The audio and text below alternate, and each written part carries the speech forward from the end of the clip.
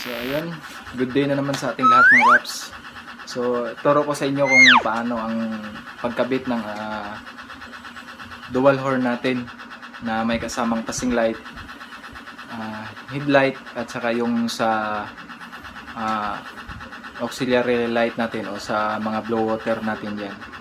So panoorin natin at unang-una shout out kay Pops Electropilshire. Siya yung naggabay sa akin sa paggawa nito kahit naka-data lang. So maraming salamat Paps sa tulong mo na nagawa ko ito. So tara, umpisahan na natin. Ito yung diagram sa paggawa natin ng dual horn. Yan. So ito yung hollow switch natin. So ang cover niyan, nandyan yung common, normally close, normally open, negative and positive. Tapos dito naman sa ignition switch, ang magagamit naman natin dyan is yung accessories wire na kulay black, tapos yung red stripe black. Tapos ito naman yung relay natin. Yan. 87, 85, 30, 86. Tapos ito yung dual horn natin. Yan. Ito naman yung socket sa ating stock horn. Yung galing sa switch. Yan. So kailangan nating wire doon kulay sky blue na wire. So ito yung blow water natin, ito naman yung sa headlight na high beam natin.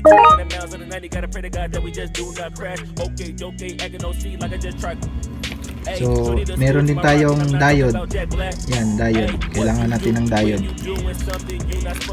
So simulan natin dito sa relay number 30, papunta ng ignition yung kulay na red stripe black. Yan, red stripe black. Tapos yung sa 85 naman, yan, talon tayo dyan, papunta naman yan sa body ground.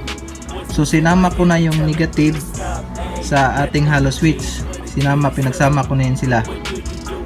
Next, yung 86. So yung 86 papunta sa normally open sa ating hollow switch. Then yung 87 naman sa ating relay, papunta naman siya doon sa dual horn natin, kasi pinagsama ko na yung wire dyan na positive, negative, kahit saan naman dyan, basta yung isang pares na yan ilagay mo sa 87, tapos yung isang pares naman sa ground naman siya. Yan. Tapos dito sa socket natin sa stock horn switch, wala na tayong gagalawin dun sa mismong stock horn natin. Dito na lang sa socket. Hanapin mo yung kulay sky blue dyan.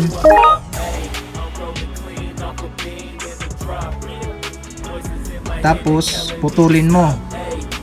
Doon sa maiiwan na pin, yung sa pin mismo, magputol ka doon ng mga 1 inch. Tapos dugtungan mo ng wire. Ang kadugsong noon, papunta siya doon sa ating common, na kasabay naman yung diode natin papunta sa headlight beam, tapos doon din sa blue water. Tapos ito yung diode natin. Ito yung anode na part. Positive to. Tapos dito yung silver. Sa cathode naman yun, negative. Yan. Yan yung arrow niya papunta doon. Kasi pag busina at naka-switch itong hollow switch natin, sasabay yung blue water at saka yung headlight natin. Kung dual horn ang ating paganahin. Kung sa stock horn naman ang ating paganahin, sasabay din yan. Pero wala na tayong gagalawin doon sa stock horn na mga wire. Dito lang tayo sa socket. Yan.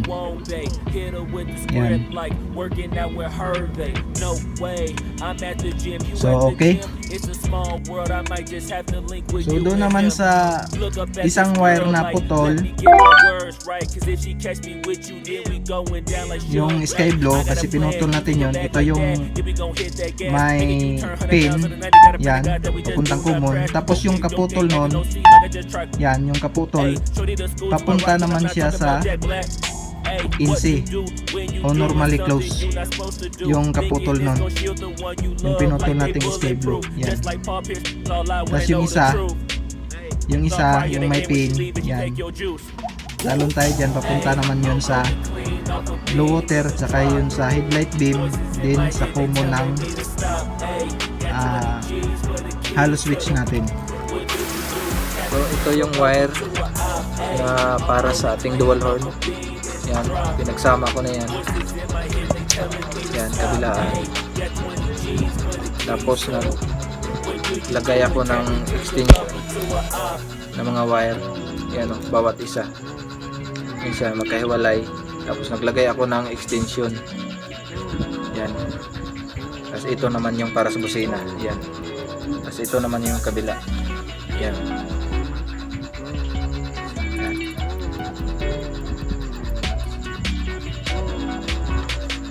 Tapos ito yung hollow switch natin. Yan. May mga tanda na. Lagyan mo na ng tanda yan. Yan. In-O, normally open. Tapos C, common.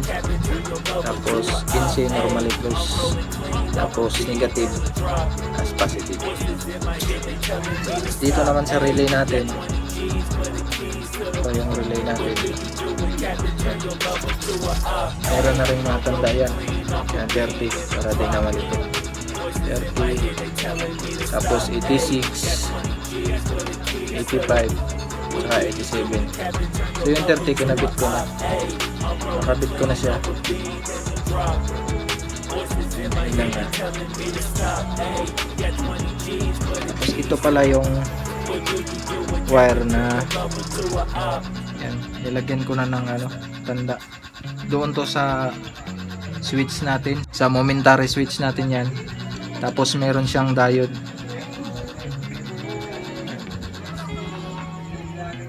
Meron siyang diode.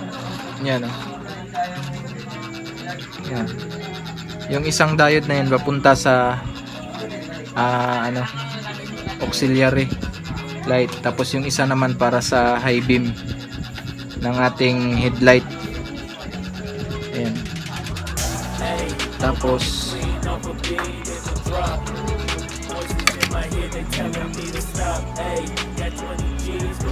dito sa wire natin sa switch mga paps, pinutol ko yan.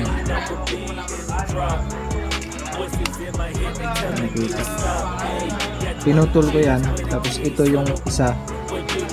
Tapos yung kaputol naman, ikakabit natin to doon sa ating hollow switch. Ayan, yung sa INSI, pinutol natin yan. So kabit natin mamaya yan. Ito na yung wire sa ating dual horn.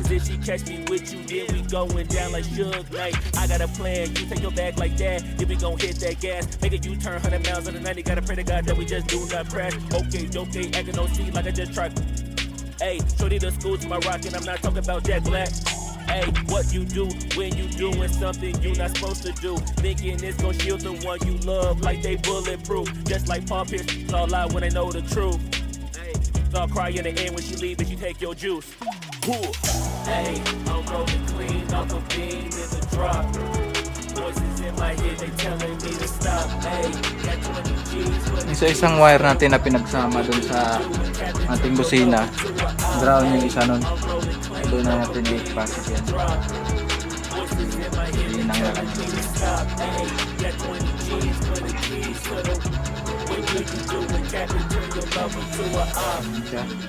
Tapos yung isa naman 87 sa relay to.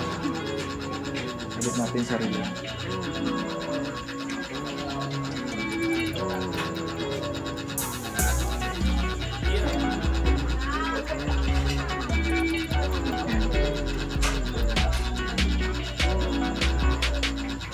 So, di muna natin iti-tape yan. Demo muna natin, saka na natin ayusin mamaya. Tapos, ito easy, yan, easy sa socket. Dito yan sa ating hollow switch. Easy.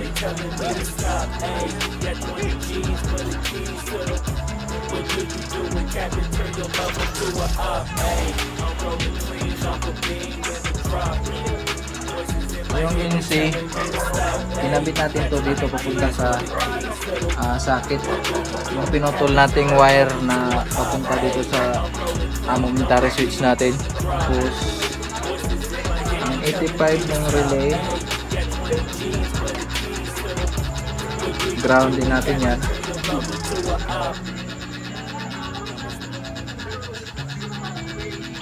So pagsamahin na lang natin yan mamaya. Tapos itong normally open doon to sa 86 ng relay. 86 yan. Okay.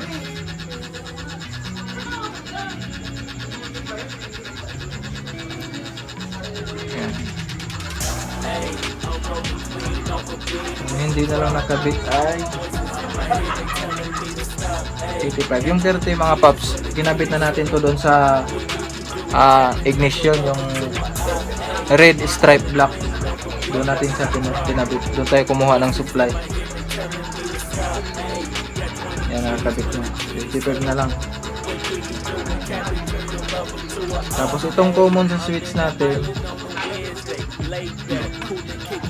ilagay natin to doon sa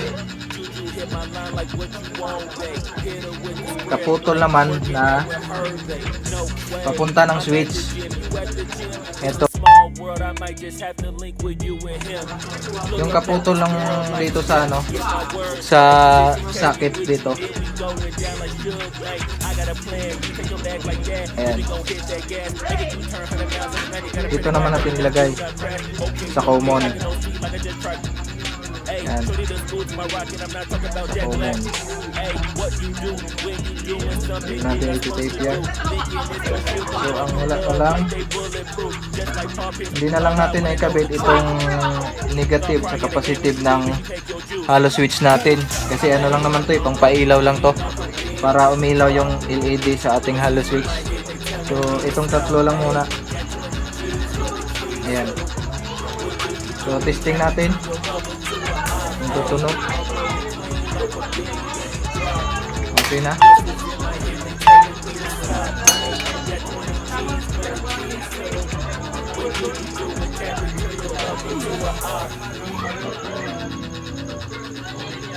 Kabit muna natin yung busina natin dito. Kasi dito ito nakalagay.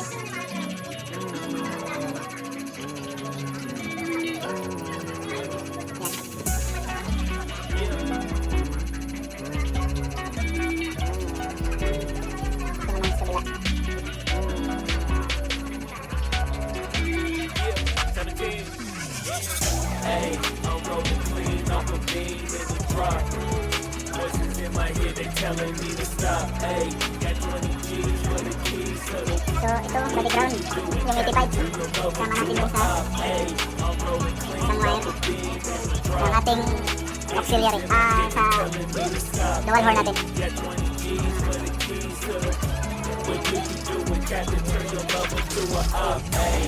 Ito yun, pagsamahin natin yung 85 ng relay, tapos yung isang wire ng dual horn. Testing lang muna natin. Yan. Hindi pa siya iilaw kasi hindi pa nakakapit itong negative at positive nito eh.